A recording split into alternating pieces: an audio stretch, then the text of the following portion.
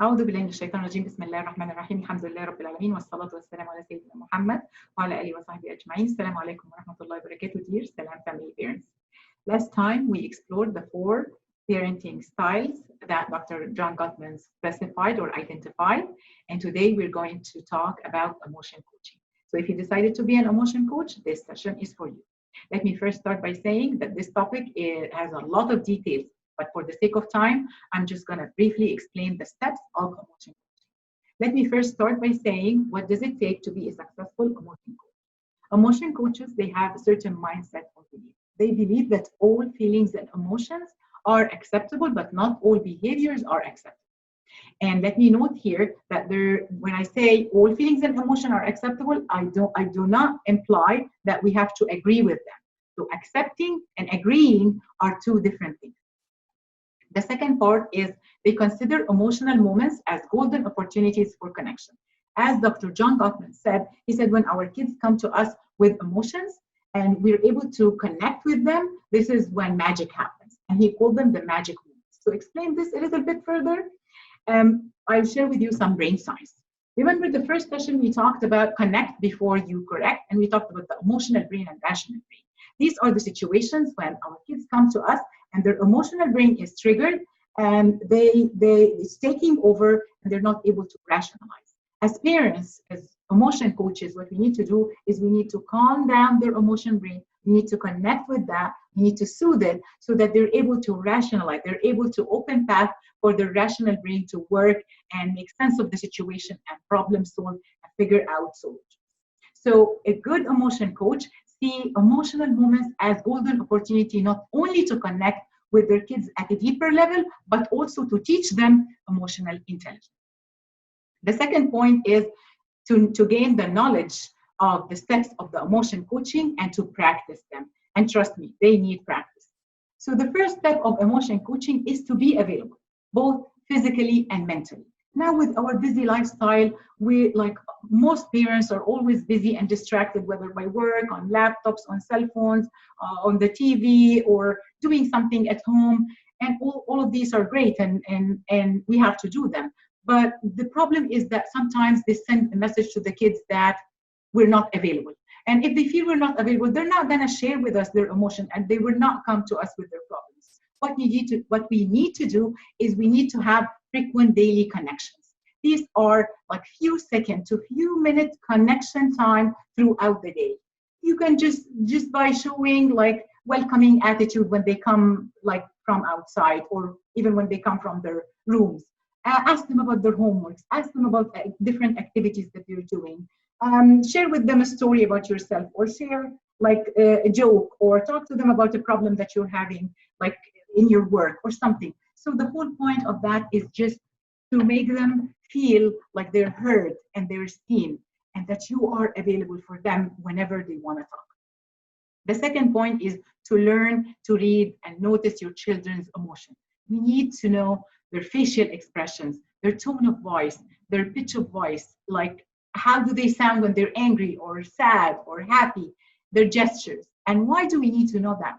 Because when we sense any change in that, we need to ask them, what's going on? How's everything going? How was your day? Or is everything okay? Whatever like way of talking you use to talk to your kids, just check on them.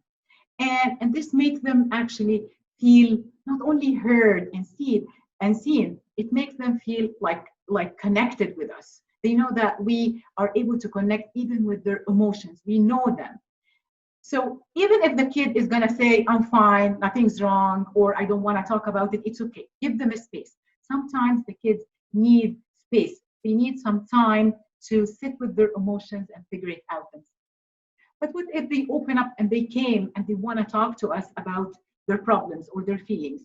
So in this situation, I will assume a situation so that we can use it to go over the steps of emotion coaching. So let's say Layla is a 3rd grader who came home from school and she is sad. She went to her mom in the kitchen. She was cooking dinner and her mom, knowing her facial expression, she knew, and her tone of voice, she knew that Layla is sad. So she will ask, is everything okay? So let's assume Layla is opening up and she is going to tell her mom the story. What does the mom need to do? The mom needs to first Leave everything to the side, maybe turn the stove top on, like turn it off, put the things aside, go to the child's level, make eye contact, and maybe a little bit of physical.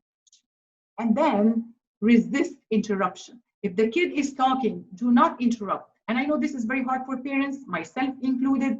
It's very hard to not ask questions. So let the child talk, and you can always make them feel heard by nodding your head or by saying, yeah, or I see, something that keeps the flow going. But again, use your own words.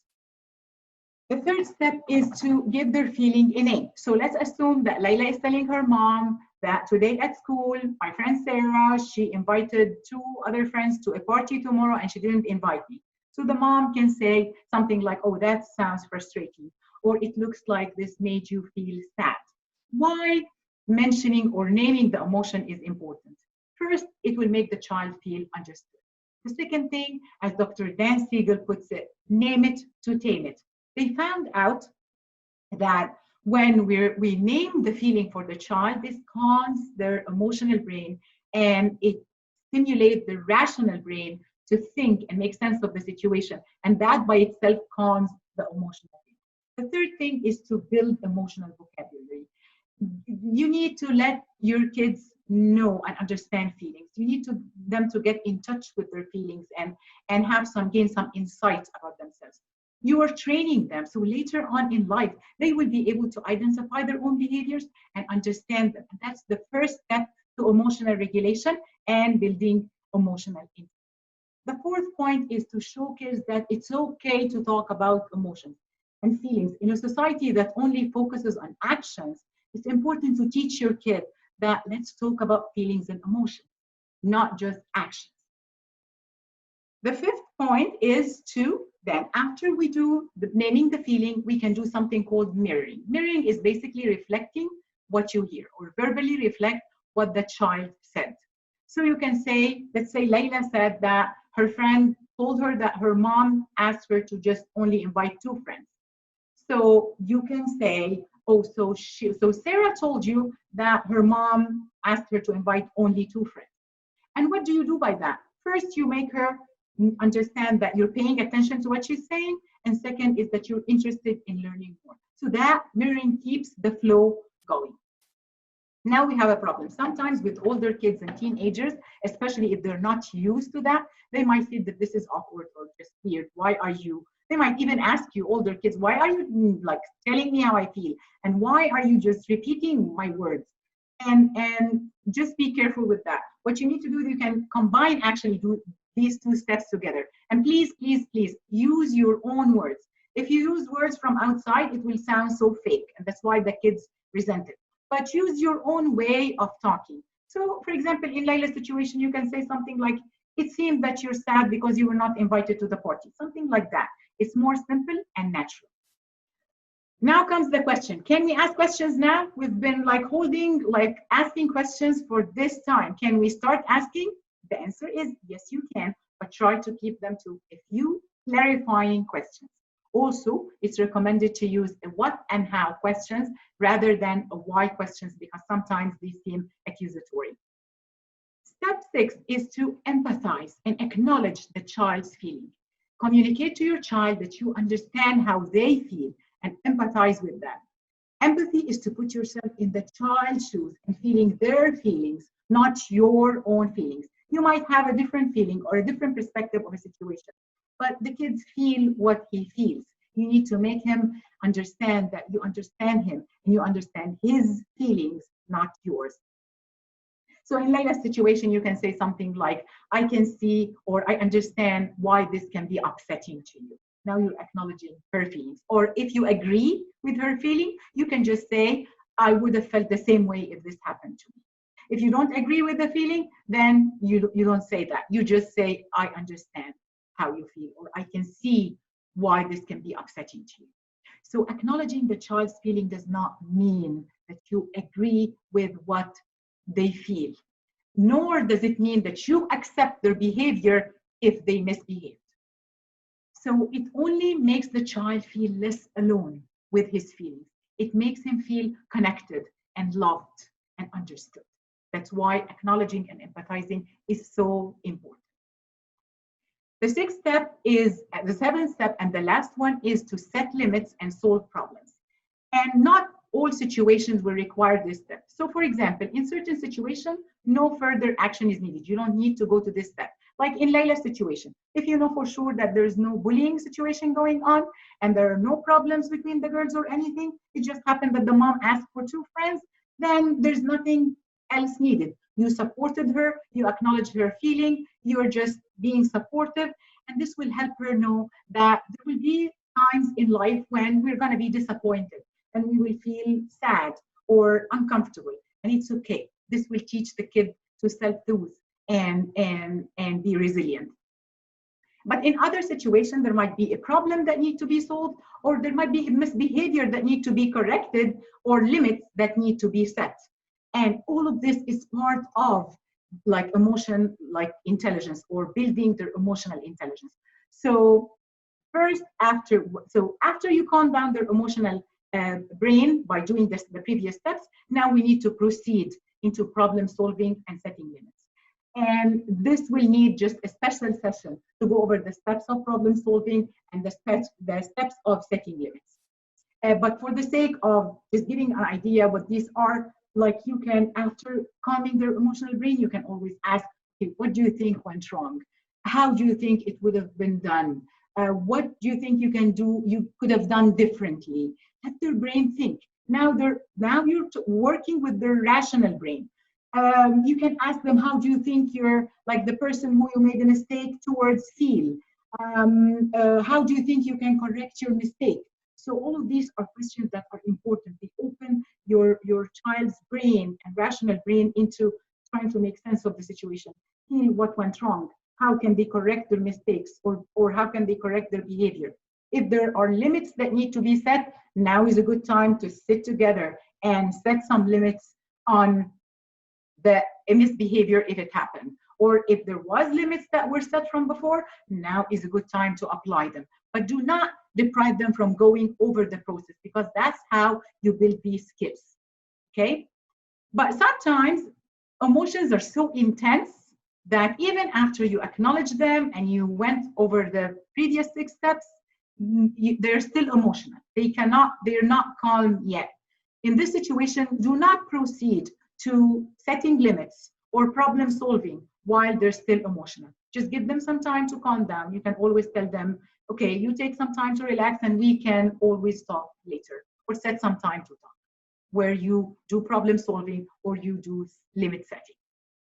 So as we said, emotion coaching is basically you accept all feelings, but you do not accept behaviors if they are wrong. You need actually to make the child know that misbehaviors or unacceptable behaviors are not okay. And we need to sit and whether problem solve or set limits for that. So the key concept here is to connect before you correct again. We need to connect with their emotional brain and open the channels for the rational brain to think and analyze and problem solve. Let them do the work while you're supporting them. And then you definitely will interfere if, of course, if there's something that's unsafe or we're setting limits, we're going to sit and set limits with them. Last thing before we end the session is that there are 3 things that I need to warn you about. 3 things that we usually rush into doing based on a situation.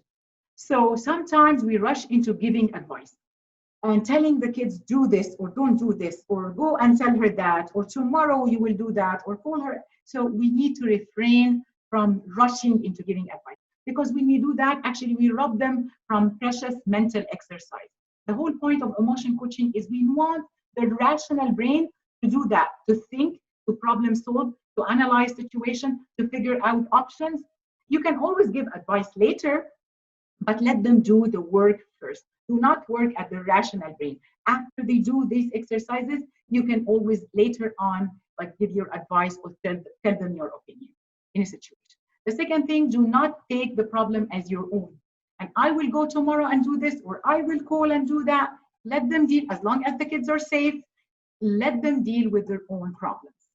The third thing is to make it up for them. When we feel our kids' hearts are broken, like we cannot take it, we try to push their difficult feelings away. We try to distract them from their feelings. And that is not correct, because a little discomfort is okay. Actually, a little discomfort is needed, because this is how the children learn to self-soothe. They learn resilience. This is how you build resilience, is that life will bring them situations when they will have difficult emotions. If every time I will rush to distract them, they will never learn how to self-soothe. They will never learn how to be resilient. And remember, we're not going to be there forever to take all the difficulties out of their lives. And we shouldn't be doing that. Because the thing, if we keep doing that, our kids will not learn that. And then when they're faced with difficulty later in life, they will panic because they don't know what to do. They don't know how to self-soothe. They don't know how to be resilient. So let's do them a favor and try to let them work their rational brain. So calm down their emotional brain, but activate their rational brain. Let them think. Let them have some sense of a situation. Let them problem solve. Let them sit with their emotions and let them solve their own problems with our help, with setting limits. That is how to build emotional intelligence. So that's it for today. And until next time, stay safe. جزاكم الله خيرا والسلام عليكم ورحمة الله وبركاته.